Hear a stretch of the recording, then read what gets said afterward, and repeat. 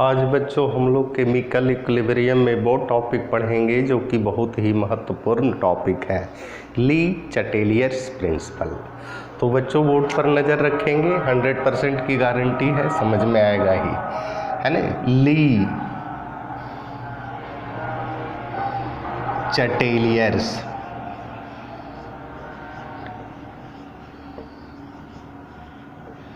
ली चटेलियर्स principal. बहुत सारे question create होते हैं बच्चों कंपटीशन में। 11th का तो टॉपिक है, लेकिन कंपटीशन में बहुत सारा क्वेश्चन आता है ना। इस थ्योरी का प्रतिपादन 1884 ईस्वी में, याद रखिएगा, है ना। 1884 1884 ईस्वी में ली चटेलियर्स साहब के दिए थे, है ना। कहता है ला सातेलिया का सिद्धांत या ली चटेलियर्स का सिद्धांत। इस सिद्धांत में इन्होंने क्या दिया था, है ना। गौर फरमाइएगा बच्चों, बोर्ड पर नज़र रखिएगा, समझ में आएगा। जैसे मान लिया कोई है रिवर्सिबल रिएक्शन, है ना, A+B C+D। चूँकि इक्विलिब्रियम होता है रिवर्सिबल रिएक्शन में ही, है ना, forward to backward, backward to forward. अब ली चटेलियर्स साहब कहे थे कि जब factor affecting the equilibrium, concentration हो, टेम्परेचर हो, प्रेशर हो, है ना, एक किसी भी फैक्टर को आप इसमें डाल दें तो रिएक्शन कुछ देरी के लिए बढ़ेगा या घटेगा, लेकिन पुनः रिएक्शन अपने इक्विलिब्रियम, इन बाहरी कारक जो हम लोग यूज किए उसको नष्ट करने की प्रवृत्ति इसमें आ जाएगी। जैसे मान लिया ए है ना, यहाँ बॉल है ना, इसको यहाँ से यहाँ ले जाएंगे, है ना, लेकिन फिर छोड़ने के बाद क्या आ जाएगा, वो अपने इनिशियल अवस्था में आ जाएगा। इधर ले जाएंगे, यहाँ ले जाएंगे, है ना, तो यहाँ से पुनः छोड़ने के बाद वह अपने इनिशियल अवस्था में चला जाएगा। तो कहता है ली चटेलियर्स प्रिंसिपल का सिद्धांत में है कि यदि कोई उत्क्रमणीय अभिक्रिया यानी रिवर्सिबल रिएक्शन साम्य अवस्था में हो यानी इक्विलिब्रियम में हो, तो कहता है कि इस इक्विलिब्रियम को स्थापित करने वाला जो फैक्टर है, such as temperature, pressure and concentration are changed, कहता है बदल दिए जाए, तो इक्विलिब्रियम ऐसी दिशा की ओर अग्रसर होगी जिसके कारण इन बाहरी कारणों को नष्ट करने की प्रवृत्ति होगी, है ना। फिर से बच्चों समझेंगे, यदि कोई रिवर्सिबल रिएक्शन जो है, रिवर्सिबल रिएक्शन है तो इक्विलिब्रियम है, इक्विलिब्रियम है तो रिवर्सिबल रिएक्शन है ना। कहता है इक्विलिब्रियम में हो तो फैक्टर इफेक्टिंग और किसी चीज़ को प्रभावित करने वाला मेन 3 कारक होता है, टेम्परेचर, प्रेशर एंड कंसंट्रेशन, को बदल दिए जाए, है ना, बदल दिए जाए। कहता है कंसेंट्रेशन अगर इधर से हम बढ़ा देते हैं तो रिएक्शन फॉरवर्ड टू बैकवर्ड हो जाता है, कंसेंट्रेशन इधर से बढ़ा देते हैं तो रिएक्शन बैकवर्ड टू फॉरवर्ड हो जाता है, लेकिन छोड़ने के बाद वह पुनः अपने इनिशियल इक्विलिब्रियम में आ जाता है ना। यदि कोई उत्क्रमणीय अभिक्रिया साम्य अवस्था में हो तो साम्य को कहते हैं इक्विलिब्रियम को प्रभावित करने वाला कारक temperature, pressure and concentration are change, बदल दिए जाएं तो साम्य ऐसी दिशा की ओर अग्रसर होगी जिसके कारण इन बाहरी फैक्टर जो है इनको नष्ट करने की प्रवृत्ति होती है ना। ली चटेलियर्स का सिद्धांत यही है बच्चों। तो हम लोग लिखते हैं if A reversible reaction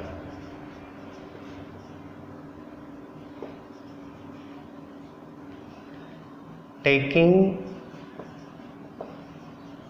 place at equilibrium.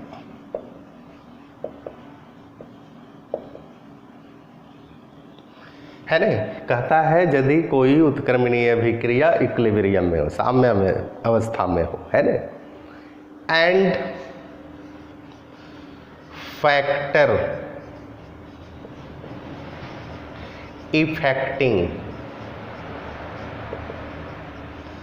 The equilibrium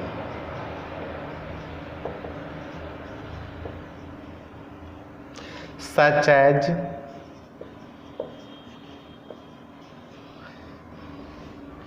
concentration,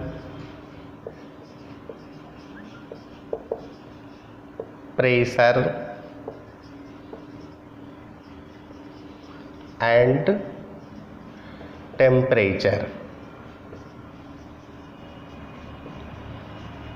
are change the equilibrium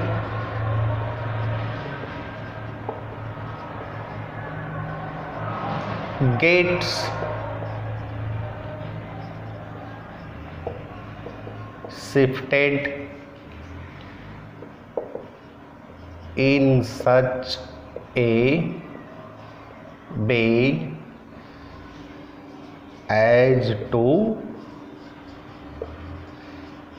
anal, है ना, कहता है यदि कोई उत्क्रमणीय अभिक्रिया रिवर्सिबल रिएक्शन इक्विलिब्रियम में हो तो इक्विलिब्रियम को प्रभावित करने वाला फैक्टर ताप दाब एवं सांद्रण, temperature, pressure and concentration are change, the equilibrium shifted such a way as to annul, है ना।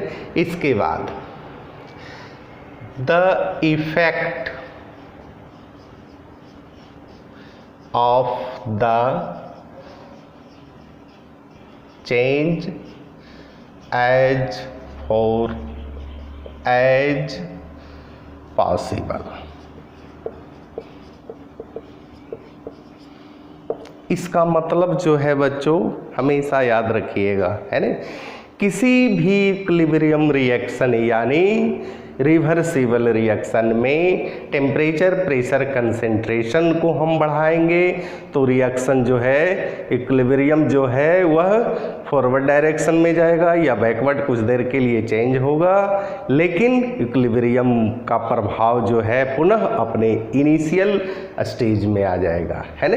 वही लिखा हूँ कि यदि कोई उत्क्रमणीय अभिक्रिया साम्य अवस्था में हो तो साम्य को स्थापित करने वाला जो फैक्टर है ताप दाब एवं सांद्रण को बदल दिए जाएं तो इक्विलिब्रियम ऐसी दिशा की ओर अग्रसर होगी कि इन कारकों को नष्ट करने की प्रवृत्ति होगी, पुनः अपने इनिशियल स्टेज में चलाएगा। ठीक है, अब हम लोग बच्चों देखते हैं इफेक्ट। पहला effect of concentration. Concentration already बच्चों हम लोग पढ़ चुके हैं, है ना। जैसे मान लिया कोई रिएक्शन है, N2 है, 3H2 है, रिवर्सिबल डैश देंगे 2NH3 है ना। तो कहता है कि F रिएक्टेंट और ये प्रोडक्ट है ना। प्रोडक्ट रिएक्टेंट को हम लोग फॉरवर्ड कहते हैं और प्रोडक्ट को हम लोग क्या कहते हैं, बैकवर्ड यानी रिवर्स, विपरीत। अब बच्चों कहता है कि अगर हम लोग रिएक्टेंट के कंसेंट्रेशन को बढ़ाते हैं, है ना, इंक्रीज करवाते हैं तो हमेशा reaction backward to forward to backward होगा, यानी equilibrium shift towards forward direction में। इसके बाद कहता है कि अगर हम लोग कंसेंट्रेशन प्रोडक्ट का बढ़ाते हैं, इंक्रीज करते हैं, तो रिएक्शन रिवर्स डायरेक्शन में होगा, यानी बैकवर्ड टू फॉरवर्ड होगा, यानी बैकवर्ड डायरेक्शन में इक्विलिब्रियम शिफ्ट करेगा। ये है कंसंट्रेशन का प्रभाव। हमेशा याद रखिएगा कि कंसंट्रेशन अगर हम लोग रिएक्टेंट का बढ़ाएंगे रिएक्शन फॉरवर्ड डायरेक्शन में होगा, और कंसंट्रेशन अगर प्रोडक्ट का बढ़ाएंगे तो इक्विलिब्रियम हमेशा रिवर्स डायरेक्शन में होगा। बच्चों नोट किया जाए इसको।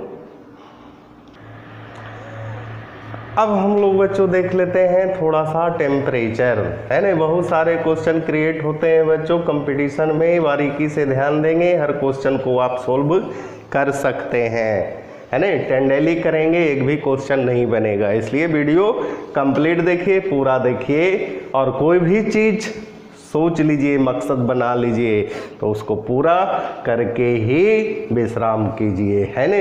IIT कोई पहाड़ नहीं है, रेगुलर मेहनत, अनवरत प्रयास, और हमेशा टीचर पर विश्वास कीजिएगा, यानी अभय सांडिल्या पर विश्वास कीजिएगा। सफलता की गारंटी है कि आपको मिलेगा ही मिलेगा। तो बच्चों हम लोग देखते हैं दूसरा इफेक्ट ऑफ टेम्परेचर।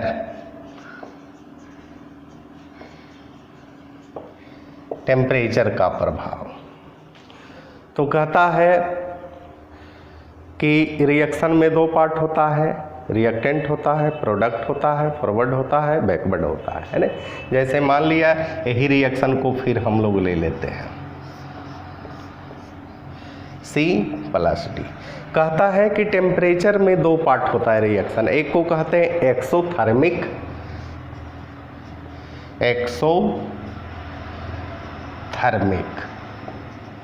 रिएक्शन, है ना बच्चों। एक्सोथर्मिक मीन्स ऊष्माक्षेपी, जिसमें ऊष्मा का उत्सर्जन करता है। दूसरा है एंडोथर्मिक रिएक्शन। एंडोथर्मिक रिएक्शन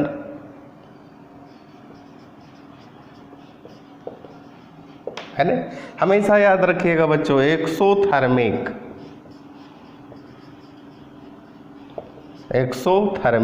ए फॉरवर्ड डायरेक्शन में होगा, है ना। एंडोथर्मिक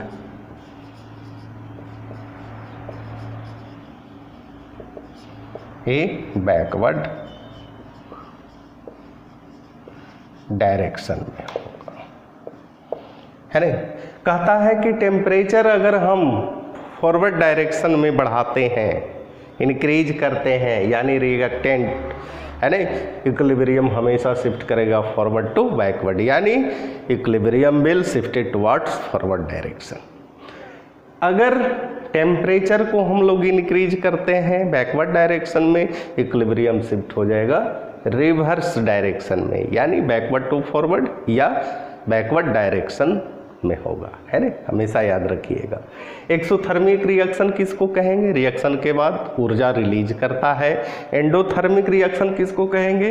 रिएक्शन से पहले ऊर्जा को लेता है, तब जाकर के रिएक्शन को कंप्लीट करता है। ठीक है बच्चों, अब हम लोग देखते हैं इफेक्ट ऑफ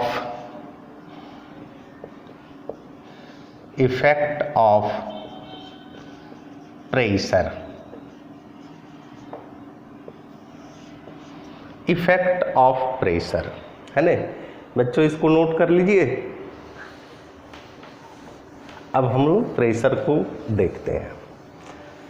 प्रेशर है तो वॉल्यूम भी साथ में है, वॉल्यूम है तो प्रेशर भी साथ में है। At constant temperature the volume of given mass of any gases is inversely proportional to the pressure, है ना। वॉल्यूम जो होता है यानी V होता है इनवर्सली प्रोपोर्शनल 1/P होता है। एक किसका कहना था बच्चों? वायल्स लॉ का कहना था, है ना। Vials law, while means heat होता है, हीट करना, यानी टेम्परेचर को कांस्टेंट करके, टेम्परेचर कांस्टेंट है, volume of given mass of any gases, किसी भी गैस का दिया हुआ जो वॉल्यूम है वह प्रेशर के व्युत्क्रमानुपाती होता है। अगर प्रेशर बढ़ेगा तो वॉल्यूम घटेगा और प्रेशर घटेगा तो वॉल्यूम बढ़ेगा। तो कहता है कि जैसे मान लिया A है प्लस B है, किसी भी रिवर्सिबल रिएक्शन को आप ले सकते हैं, C है प्लस D है।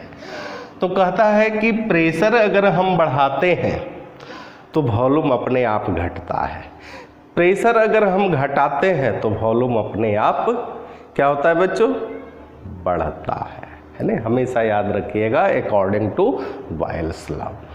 तो कहता है कि किसी रिएक्शन में रिएक्टेंट का प्रेशर को इंक्रीज करते हैं, है ना, तो रिएक्शन तेजी से होगा और फॉरवर्ड टू बैकवर्ड होगा, है ना। अगर रिवर्स डायरेक्शन में प्रेशर को इंक्रीज करते हैं तो कहता है वो रिएक्शन बिल्कुल विपरीत हो जाएगा, रिवर्स होगा, है ना, इक्विलिब्रियम शिफ्ट करेगा बैकवर्ड डायरेक्शन में। तो हमेशा ये तीनों फैक्टर को याद रखिएगा बच्चों। किसी भी रिएक्शन में ये तीनों को फैक्टर अप्लाई करने पर इक्विलिब्रियम जो है इन फैक्टर को नष्ट कर देता है और इक्विलिब्रियम अपने इनिशियल जिस तरह से चल रहा है उस तरह से चलता है। इसी को हम लोग कहते हैं ली चैटेलियर्स प्रिंसिपल। ठीक है बच्चों, इसी के साथ अगले वीडियो का इंतज़ार करें। धन्यवाद।